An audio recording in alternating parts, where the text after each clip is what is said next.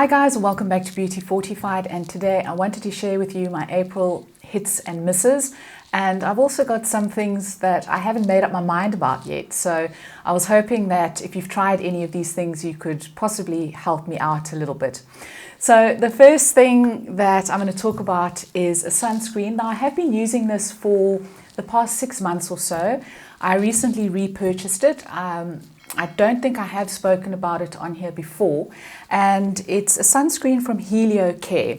So I've got two here. They look very, very similar, but they are slightly different. So this one is the Age Active Fluid, and then this one is the Pigment Solution Fluid. Now, they're both really good. They both perform really beautifully on the skin, and they both have a slight tint to them as well. So these are definite hits. I really do love Helio Care sunscreens, and I decided they are on the spendy side, but I've kind of been ramping up my sunscreen, so spending a little bit more money on sunscreens where I can, and have really been enjoying these. So between the two, they're much of a muchness. They are both very similar in price, and as I say, they're both SPF 50.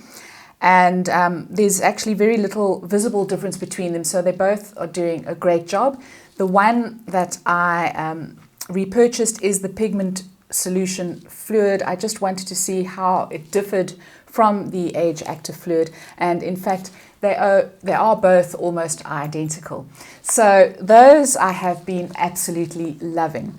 Another product that I've purchased this month is the Dermaceutic Active Retinol 1%. Now, I have been using retinol and retin-A on my skin for the last 5 or 6 years or so. So my skin has acclimatized to retinol. This does come in a 0.5% retinol, but I decided to go a step up and get the 1%. I have been using it. It's in the very early stages. I've really been enjoying it, but let me know if you've been using this for any length of time and if you have been enjoying it. So the jury is still out for me on this, but so far so good. So I will do an update once I've been using it for a month to 6 weeks and let you know how it's going. Then another purchase this month, and this one was a definite fail for me, a definite miss, and that is one of the Clarins Lip Perfectors. Now, if you've been watching me for a while, you'll know that I absolutely love the Clarins Lip Perfectors. They're beautiful, they're balmy, they're highly pigmented. I have done a whole video on them and really love them. I've got them in several different shades, and I went in store and I espied a shade that I didn't have, and it is in the shade number 16. So it doesn't have a name, it's just got a number. And I really like this. I swatched it in store. It's just another kind of very nudie kind of lip balm with a little bit of gloss, and it looks quite pigmented on the back of my hand. It does show up very lightly on my lips, but I was disappointed, and I'll tell you why. So these have classically got a kind of beautiful vanilla scent to them. So it's something that's just very distinctive. It's very similar to the MAC lipsticks. And this one that I purchased has got a slightly different taste to it. So it's got a little bit more of a cinnamony taste to it. And I must say that it's just kind of put me off this. It's just, the taste doesn't really linger, but I was just a little bit disappointed that something has changed. So I hope that they haven't gone that route with all of their lip perfectors going forward, but it was just something that didn't really sit that well with me. The other thing is, you will see that there is a difference in the packaging. So this is one of the originals, and this is the new one that I repurchased. So they both come, I think it's in 12 ml, so there's nothing that's changed to the quantity that you get. But this one is just looking a little bit ordinary, a little bit gewone. It's got just an ordinary colored cap. I thought that this one was a little bit more glamorous. So I don't know what Clarins is doing there. I don't know what their strategy is, but I must say a little bit disappointed in my latest purchase. Now, when I purchased the Lip Perfector, they did send me a free little Kabuki brush, which I was quite excited about. It comes in a little container like that. It's got the Clarins logo on the front, and it's one of these little retractable brushes. So you open it up and there you have it. And at first glance it looked rather fun, and I was quite excited because this kind of thing is really portable. You can carry it in your makeup bag for applying powder. But I must say that it is rather cheap and cheerful. So just looking at the bristles, they're very, very shiny. So I didn't expect them to be sable hair, but I think I expected something a little bit more quality from Clarins. I don't know. If you guys have used this, if you have one, let me know what you think. Let me know what your thoughts are. I did try it to apply a little bit of powder. Yeah, I don't know. There's not much control. It's not really a kabuki brush as such. The bristles are quite sort of long and don't really feel that it's having any impact on whatever I'm applying. So I don't know about this one. The jury is out on that. If you have one of these, let me know what your thoughts are. It was a nice little sentiment, but you know, Clarins is a luxury makeup brand, and I kind of expected something a little bit more from them. So that was a little bit of a disappointment. Another purchase that I've made this month, a repurchase, is my NYX Precisely My Brow Pencil. I picked up a shade slightly darker than what I usually go with. I picked up the shade in 3.5. I wanted to try something a little bit different this time around, but I've really struggled just to get the right shade for my brows, so I thought I would go back to what I know and trust. And I do love these. They do come with a little spoolie on the one end, so very convenient. Would highly recommend and have repurchased. A couple of blushes that I picked up very recently. The one is from Catrice, and it is the Air Blush Glow. These have been out for a couple of months, I think. They do come in, I think they're 3 different variations. I got the one called Rosy Love. I do have it on my cheeks today. And these are not half bad. They're really good value for money. They're not the best quality in the world. But what I like about this blush is that you do have 2 different sides to it. So you can either mix up the colors, or you can be quite specific and just go with the one side. So they're really quite fun.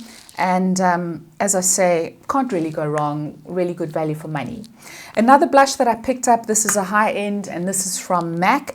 And this is in the shade Breath of Plum, and this really appealed to me because we are going into winter, and so I wanted to give this a go. It is beautiful. The texture is absolutely beautiful. This is a satin blush, so really it goes on beautifully. It's highly pigmented, so little goes a long way. I would describe it as more of a neutral to cool toned plum, but really just absolutely gorgeous, and I really do like MAC blushes by and large, so very, very pleased with that. Another repurchase has been my black dress of foundations, and that is my Estee Lauder Double Wear. So I repurchased this. I got a good deal. I think it was 25% off. I have just finished one of these, and I think that this will be in my makeup rotation forever. I really love this foundation because it is it's just a classic, so it performs really well on my skin. I've got normal combination skin. It's really good for that. It stays all day. It's bulletproof. But you can also mix it. So if you're looking for something a little lighter in coverage, you can mix it with a more kind of liquidy, lightweight foundation. You can mix it with a moisturizer. You can mix it with Estee Lauder Advanced Night Repair if you want to share it out. So it really is a workhorse, and it's just really dependable, and I just love having it in my collection, and it's something that I do return to time and time again. Another repurchase for me has been the Batiste Dry Shampoo. Now, I haven't spoken about this, and it kind of goes into my toiletry cabinet, and I do forget about it, but I have been revisiting it, and it's just absolutely amazing on days where you just don't have time to wash your hair and you just need a little bit of a refresh. It really is great for that. It doesn't form a white kind of powder. You just spray your roots and then you just massage it in, and it really works a treat for prolonging your shampoo for a day or 2. And this one that I bought did come with a little handbag sample as well, so a little travel sample. So really pleased with that. And it is something that I'm going to come back to time and again. It is something, as I say, that I do forget about from time to time. But when I bring it out, it really gives me great joy because it just means that I can prolong shampooing my hair for another day. Talking about shampoo, so there's a kit that I purchased this month from Redken, and this is their acidic bonding concentrate shampoo and conditioner. Now this is the answer to Olaplex, I believe. I've never used Olaplex, so I can't compare the two, but it is for colored hair, and it's supposed to rebuild and rebond damaged hair. And with this kit, I also got the acidic bonding concentrate, and this is a leave-in conditioner.